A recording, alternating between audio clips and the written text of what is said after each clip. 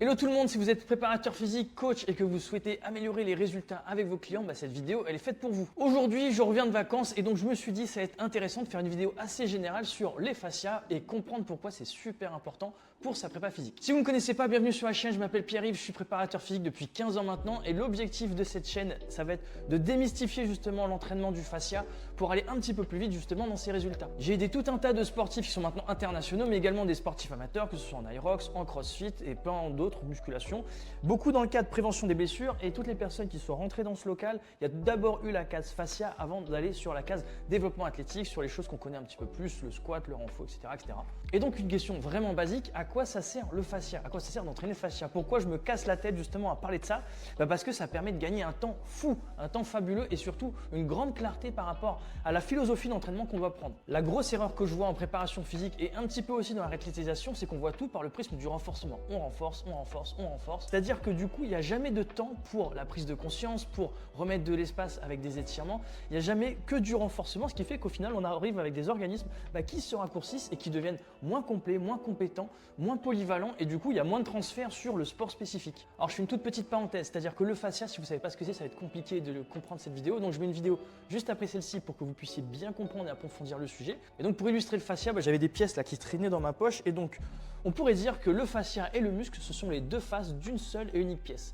Si je bouge, je mobilise mon fascia. Si je bouge, je mobilise mon muscle. Je pourrais le dire dans le sens inverse. C'est juste que le temps sous tension fait qu'on utilise un petit peu plus l'énergie cinétique de mes tissus conjonctifs, donc de mes fascias, ou bien directement l'unité contractile, le muscle. Et tout le monde a besoin de préparation physique, même l'haltérophile a besoin de préparation physique. Comment améliorer justement la position de sa cheville, la sensibilité, le timing, comment améliorer son tempo. Tout ça, c'est autant de caractéristiques qui sont à mettre dans la préparation physique en vue d'améliorer justement le geste olympique. C'est exactement pareil avec l'athlétisme et je prends cet exemple assez simple. Pourquoi?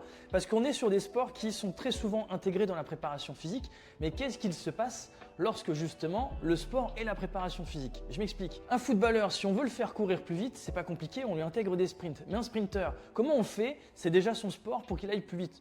On va lui refaire faire son sport. Ça ne marche pas comme ça. On est obligé de creuser justement dans la discipline, dans le patrimoine gestuel pour aller vraiment dans la préparation physique. On travaille le physique. Et par rapport à ça, le fascia, c'est game changer. Et donc justement, je me suis dit que j'allais faire une petite vidéo assez généraliste. J'ai pris une vidéo au pif et je vais décortiquer justement avec une approche myofaciale quelles sont les conséquences sur le fascia et du coup comment orienter justement la préparation physique avec les fascias. Allez, c'est parti. Alors, on va commencer. Alors du coup, la vidéo, c'est quoi? C'est les meilleurs moments du sport français en 2025. C'est pas plus mal comme ça.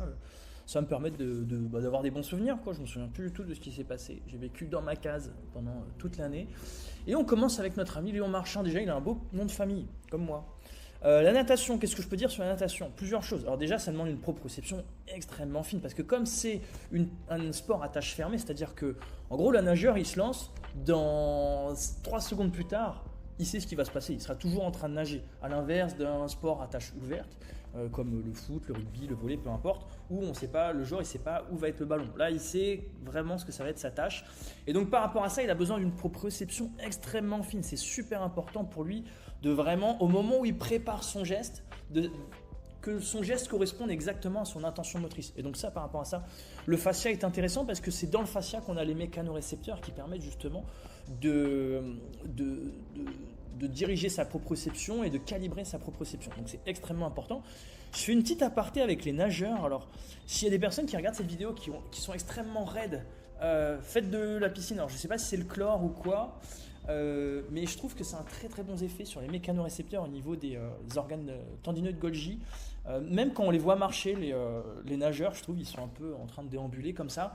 Peut-être l'effet de la flottaison, à force de beaucoup s'entraîner, fait que ils ont moins de réception finalement en position verticale.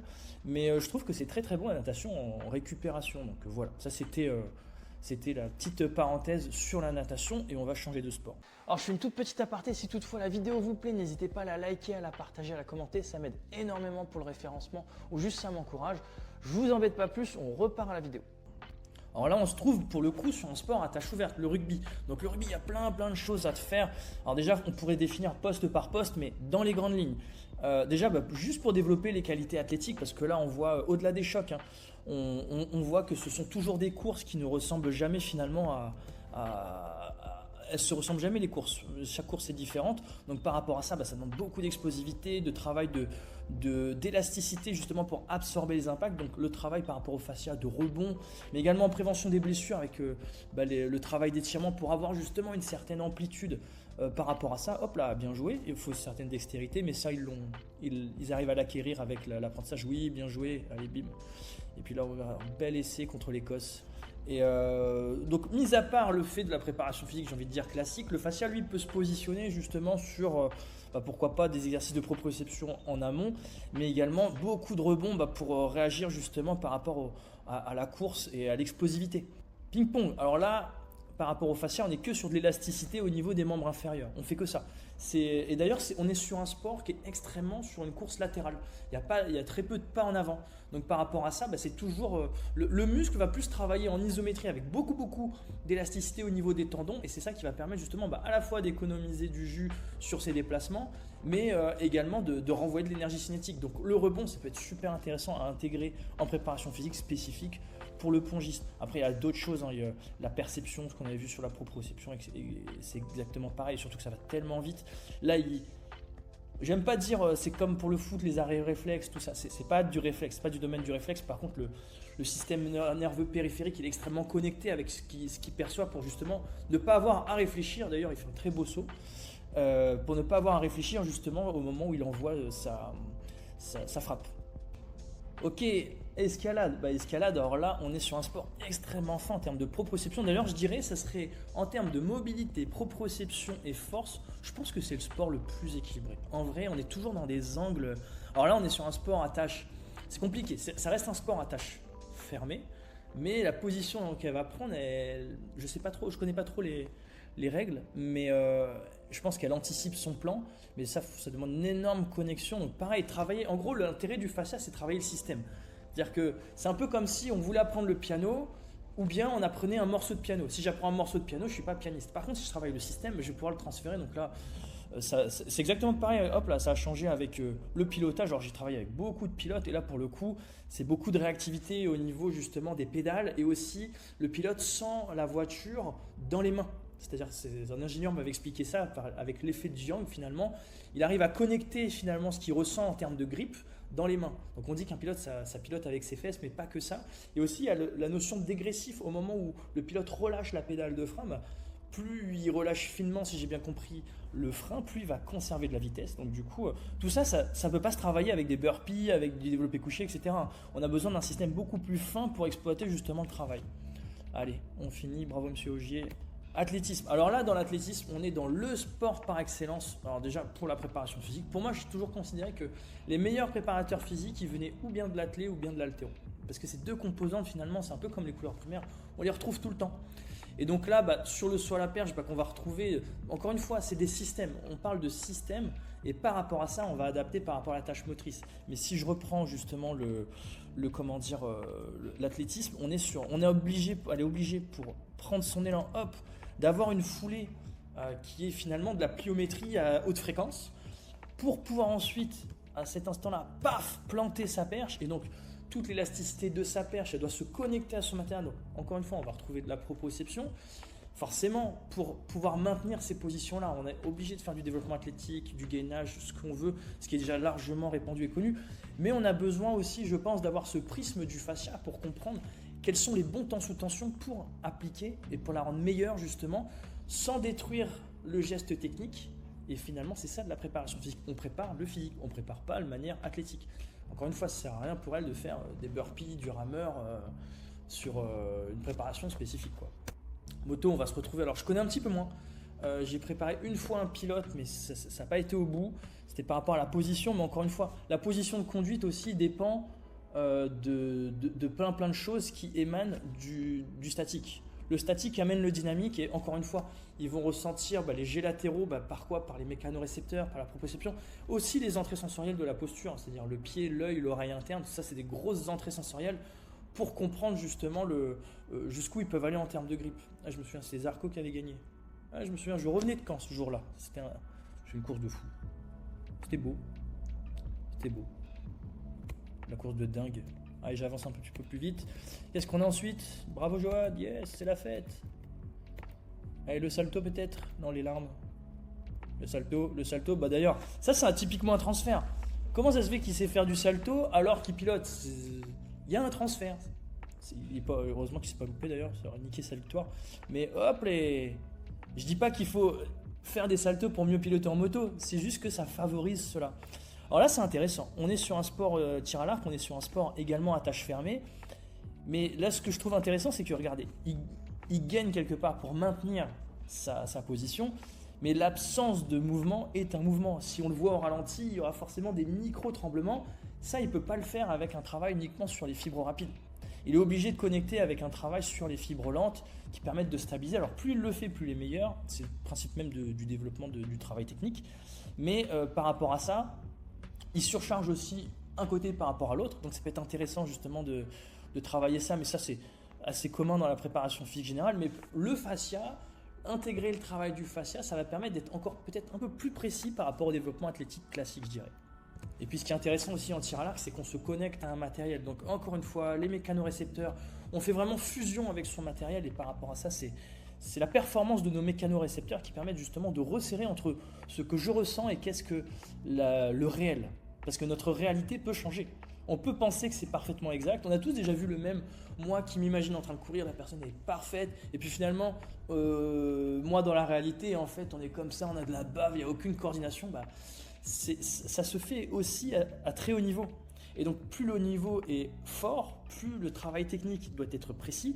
Mais comment la préparation physique peut s'intégrer justement dans n'importe quel type de sport? Justement, c'est en travaillant le physique que l'on permet à l'entraîneur d'aller plus loin dans le développement technique. Tennis, c'est pareil, on se connecte à un matériel, en plus il y a un sens du timing, sport à tâche ouverte, donc beaucoup de choses. Et puis là on est avec Mademoiselle Boisson, on est beaucoup sur un sport de rebond, un peu comme le ping-pong, beaucoup de déplacements latéraux, il y en a un peu plus dans l'axe. Et par rapport à ça, beaucoup d'élasticité au niveau des cuisses, donc beaucoup de travail de rebond. J'en ai pas parlé, mais parce que là on est sur des temps d'action, mais fort à parier que ces sportifs-là se font masser avant, après séance, c'est sûr et certain. Natation, j'ai déjà parlé. Qu'est-ce qu'on a après? Encore une fois, je découvre la vidéo. Foot. Foot, on va se retrouver un petit peu comme le rugby finalement. Simplement, la notion des impacts est différente. Mais on est encore sur des athlètes. Alors, on a des temps sous aérobie qui sont beaucoup plus forts. Là, et aussi des courses qui sont un petit peu plus variées.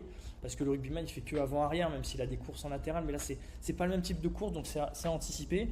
Badminton, je suis très physique comme sport en termes de résistance, mais on va avoir les mêmes rapports au niveau de la préparation physique que le ping-pong et que le tennis. Encore une fois, un sport avec du matériel, donc il faut s'y référer. Le cyclisme, c'est un sport qui a vraiment une dominante physique. Pour autant, le massage, sur les sports qui sont à dominante vraiment d'exploitation du potentiel physique, le massage est super important. Et j'ai un souvenir d'ailleurs en termes de transfert de Jan Ullrich à l'époque qui faisait pas le grand écart mais qui arrivait à mettre debout, qui arrivait à mettre sa tête entre les jambes, donc une énorme élasticité au niveau de sa chaîne postérieure. Ça c'est le massage qui permet ça. Et en fait elles en l'occurrence ont besoin de beaucoup de protocoles de récupération pour exploiter ça justement. On est sur des sports, comme on exploite vraiment le physique, on a besoin d'énormément de protocoles de récupération. La tactique est très importante, mais finalement la composante technique est moins grande. Et encore une fois, on est sur un sport, là, on est quand même sur un sport à tâche fermée, c'est-à-dire que la personne, même s'il y a une attaque, elle sait qu'elle va pédaler. Donc on est quand même sur un sport, sur la technique, qui est relativement fermé, donc les protocoles de récupération sont extrêmement importants. Donc, la composante massage est extrêmement importante. Judo, alors judo ça tombe bien parce que j'en ai fait très longtemps. Et là on est avec Johan Benjamin, hop là, bim. Donc pareil, ce rapport de force proprioception est super important. Champion du monde, notre ami Johan Benjamin. Extrêmement important parce que, d'ailleurs c'est une des plus grosses que j'ai faites sur moi en préparation physique, c'est que j'ai développé ma force sans développer ma proprioception et je me suis complètement verrouillé au niveau de mon judo. Et donc le judo c'est un sport où on doit développer de la puissance mais sans restreindre ses sensations. Là on est avec l'athlétisme, Jimmy Gressier. Encore une fois, quand on voit l'amplitude de la foulée, si le muscle n'a pas l'autorisation du fascia, tac, c'est là où on va avoir le claquage. Donc là il le fait après 9900 mètres, voilà, je vais y arriver. Et donc c'est tout, on a fini en fait. Voilà, c'est tout pour aujourd'hui. J'espère que cette vidéo vous aura plu. N'hésitez pas à me le marquer justement dans les commentaires, ça m'aide énormément et puis ça m'encourage à faire d'autres vidéos de ce type. C'est tout pour aujourd'hui. Je vous dis à très bientôt pour une nouvelle vidéo. C'était Pi. Ciao, ciao.